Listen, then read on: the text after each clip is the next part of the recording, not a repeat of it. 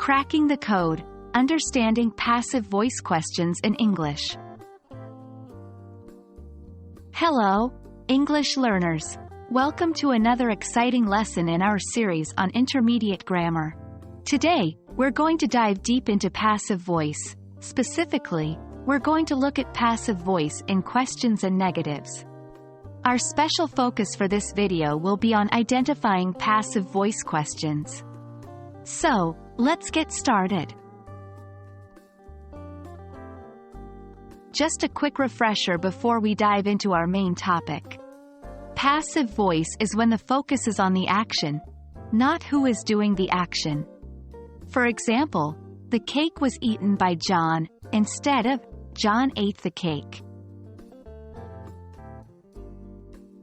Now, let's bring questions into the mix. Passive voice in questions follows a similar rule. The action remains in focus. The structure is generally auxiliary verb plus subject plus main verb. An example would be, was the cake eaten by John? Here, was is the auxiliary verb, the cake is the subject, and eaten is the main verb. Identifying passive voice questions is a key part of understanding them. These questions often start with auxiliary verbs like is, was, were, has been, etc., followed by a past participle. If you see this structure, you're likely dealing with a passive voice question. For example, in the question, has the letter been posted? Has is the auxiliary verb and been posted is the past participle phrase. It's time to put theory into practice. Let's start with some exercises. I'll provide a sentence, and your task is to identify if it's a passive voice question. 1. Was the book written by her? 2. Do you know the way to the station?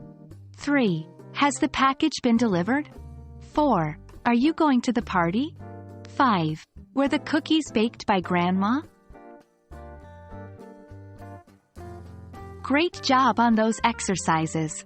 Keep practicing, and soon identifying passive voice questions will become second nature. That wraps up our session on identifying passive voice questions in our series on intermediate grammar. I hope you found this video helpful and informative. As always, happy learning and see you in our next video.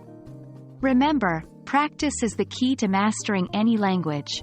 Keep honing your English skills and don't hesitate to revisit this video if you need to. Until next time, keep learning.